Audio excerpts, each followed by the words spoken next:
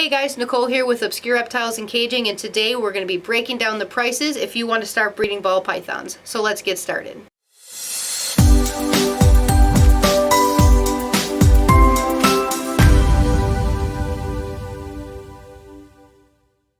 Hey guys, so today we're going to be talking numbers, we're going to be talking pricing, and since we have so much to go over, I decided to bring out little Morel here, just so we have something else to focus on other than all these numbers, because if you're like me and you hate math, I'm very sorry, but I did most of it for you, so it should be a little bit simpler.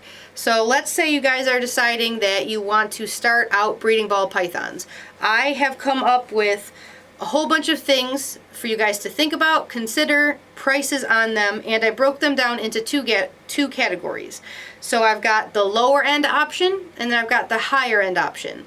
Neither of these are better than the other. These are just different options that you can choose, like for example building your own items, buying them, if you want to have like racks versus cages, all that kind of stuff. We're going to go in depth on everything, but I've broken it down even further for your initial investment versus a monthly cost as well. So we're going to try to keep this as simple as possible and get through everything quickly for you guys, because again, I hate math. So to start off, you need to buy, your snakes. So let's say you want to start out with 2 males and 4 females. So you can easily go out and get some, I'll call it a little bit more common, a little bit more simpler genes. For example, you get some dominant, some co-dominant, something like this girl right here. She is a black pastel banana, and you can get, let's say we'll call the males $150 each and the females $200 each. So you're looking at $300 on your males and you're looking at about $800 for your 4 females. I'm going to use the example of buying everything as adults, because that way when it comes to caging you don't have to get smaller ones then upgrade. We're just getting the prices just for adult snakes. So if you get cheaper end snakes, you could be looking at maybe $1,200 to get started. For ball pythons, you can get snakes that are $10,000, $20,000, $30,000 each. So if you wanted to do something more along the lines of some recessive genes, some clown stuff, some pied stuff, we'll lowball it to say $300 per male and $400 per female. When it comes to caging, you can do something like this. This is a snake rack. There's a couple different ones. I'll show you guys different pictures. There's different options. You can build your own, you can buy them, or you could do something like this. These are PVC cages. For adult ball pythons, you can get away with 3x2x1s. And like I said a few minutes ago, we're just going to be pretending you're getting 6 adults, 2 males, 4 females, and they're all adults, so you don't have to worry about younger cages, just their adult cages. If you want to do something like a rack, something like a 6-level 41 quart like this guy right here, we're going to estimate it around $450. But if you wanted to do a stack of PVC cages, you're looking at closer to $300 per cage, which is around $1,800. That includes the heat source on both of them, but it does not include a thermostat. You can go and get a thermostat off Amazon for $20 to $40. I do not recommend it. Or you can go buy a vivarium. You could get a herpstat for $100 or $200 and have one that's actually made for reptiles, has safety features. You can do either one, but I highly recommend, between all these high and lows, this is the one time I'm going to say I'd really go for the higher option and just get a good reptile thermostat. Now when you have all these babies, where are you going to put them when you have eggs? So you can, for example, you can build an incubator. Could cost you $50 to $100 if you could find a old fridge, old cooler. You can convert it with heat tape. There's lots of videos out there showing you, or you could just go and buy one that's pre-made. All depends on who makes it, how large of one you want, how it works. Most of them you're going to need, again, another thermostat. To build one, again, $50 to $100, and buying one you're looking at $400 to $600. Again, all depending on where you buy it and how large of one you're looking to buy. Now for these baby ball pythons, normally you're going to have anywhere from 4 to 8 eggs, but you can get about 10 or 12. So you want to make sure you have enough space for any eggs that you could be getting. So if you have 4 females, and let's pretend all of them have 10 eggs and they all make it, you need 40 spots for your baby ball pythons. So you can do a PVC hatchling rack, something like this. This is around $400 to $450. Or I've had quite a few people recently talking to me about how instead of using any type of racks, they just want to use PVC cages, like the ones behind me. These are for Eckies, but you can get them very small. So I did a little bit of research, and the cheapest I found for a very small PVC enclosure was about $80. This included heat. It's a very small one made for, like, for example, a hatchling ball python, a little baby, and they're around $80. So if you needed, let's say, 40 of those times $80, that's $3,200 compared to the $450 for the hatchling rack. Again, two options. Neither of them is better really than the other. It's just completely up to you on what you want to use. Now we're going to break down a little bit more into the monthly costs. So to keep these guys, they eat rodents. Are you going to be breeding your own, or are you going to be going out and buying from somebody?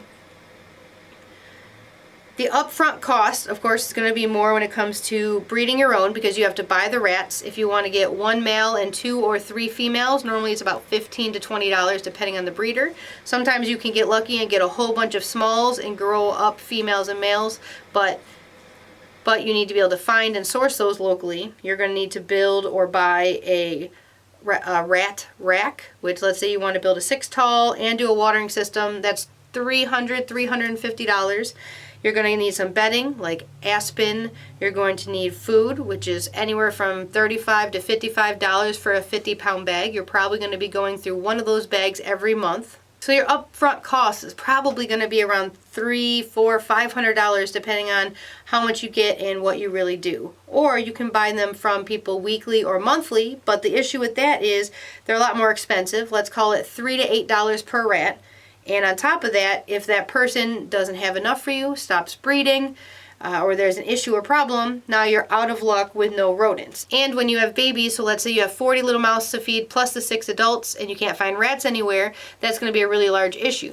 So it really depends on what is going on with you locally, what kind of options you have. Some people can't even breed, they don't have the space, they're allergic to rodents, all that kind of stuff. But that's a really good thing to think about, is where you're going to get your rats, if you're going to breed them yourself, and how much it's going to cost you monthly. Because if, for example, you're getting, let's average it out to, I think I did $550 or something like that, $450 per rat, and you have 6 adults, and you multiply that by 4 weeks, every month it's going to be about $108. But if you're doing it yourself and you're only, let's say, paying $35 a month for the food, it ends up being cheaper in the long run.